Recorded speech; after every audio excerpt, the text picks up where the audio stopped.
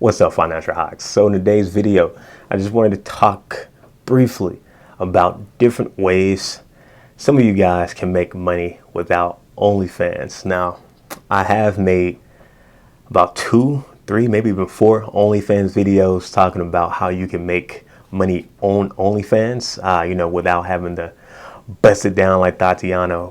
But if you guys don't already know, apparently OnlyFans is now trying to shift their focus and trying to become more mainstream. So with that being said, they're going to be, I guess, either completely taking down all not safe for work content, or they're going to probably like slowly do it, or they're going to find a way to pretty much not allow sex workers to be able to make content on OnlyFans. So now we're going to have a lot of people who are going to want different ways to make money. And, also too, going along with this is maybe other ways that people who aren't in this industry who still may want to make some money online using something similar to that. So the first way I would recommend outside of this is Patreon. Now, Patreon actually was kind of in the same boat.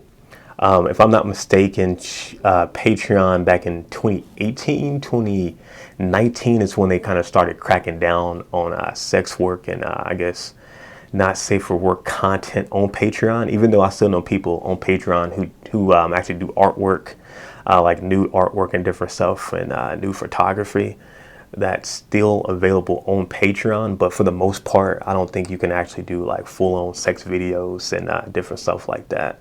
So if you aren't in that industry, but you're still trying to find a way to make money on a platform that you can charge monthly, Patreon can definitely be good. Some of the podcasts and different shows I watch, like Fresh and Fit podcast, for example, shout out to them. Shout out to Fresh Prince CEO. They actually have their own Patreon, and they charge, I think, several different tiers. You got like the $10 tier, I think it's $15, and then like a $20, $30, or $40 tier. And for each of those tiers, you can break it down. So maybe on your $10 or your $5 tier, they get maybe like a weekly video.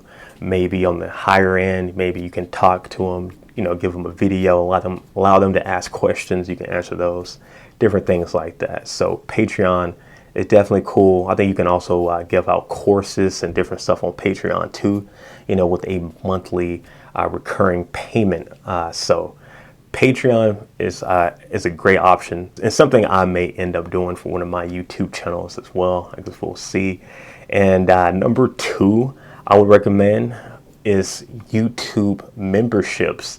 Again, if this is on YouTube, I guess you can't go too full on, nude or nudity or whatnot, but you can do a lot with YouTube memberships. A person I watched, DJ Flat, he started his YouTube memberships, and pretty much $5 a month, and it will allow you to watch some of the interviews in full right at the start versus having to wait until he's done with all the clips. I'm not sure you guys watch DJ Vlad, but he just did one, or just got finished with one, I want to say earlier this week or last week, with Lil Boosie. And they have freaking 50 clips. So those pretty much 50 days worth of content to finally watch the full video. So if you pay the $5, you can go ahead and watch a full interview right at the beginning versus having to wait a month or 2 to finally watch that full interview. So that's something that you guys can definitely do for your content. Maybe you may have like a full series and you may can release it early on YouTube memberships, or maybe you may have like some exclusive content that you just want to show just for your supporters. YouTube allows you to do it right in their dashboard. It's pretty cool, pretty simple. Everyone's not able to do it. I forgot how many exact subscribers, but I definitely know you need more than 1,000. So hey, that's something that you guys can definitely look into as well. And thirdly, this is for everybody. If you're in sex work, YouTuber, entrepreneur, whatever, creating a website. Now, creating a website is definitely important, and it allows you to have more freedom over what you can pretty much do for your brand versus having your content on Instagram, having it on TikTok, Twitter, YouTube, where you don't fully own your audience. YouTube can take down your channel, Instagram can take down your channel, Twitter, etc.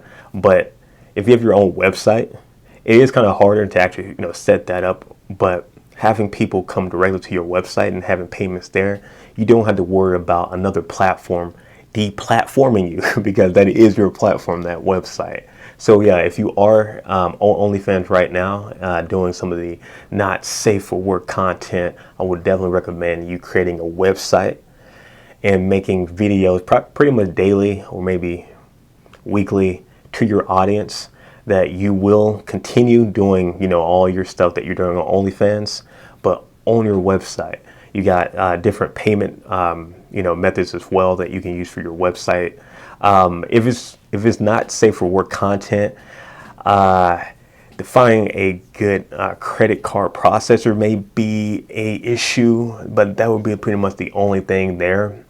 Outside of that, you could just have it just a subscription, and when they pay that subscription, maybe they may get certain things after that. So I think there's different ways to work around that. I actually may make a full video on that. I may want to do some a bit more research, maybe to give you guys step-by-step ways that you can be doing sex work and create a website, and you can connect and get your payments without having to worry about too much, like a lot of people with OnlyFans prior to this announcement that they're going to be changing the platform to more mainstream stuff.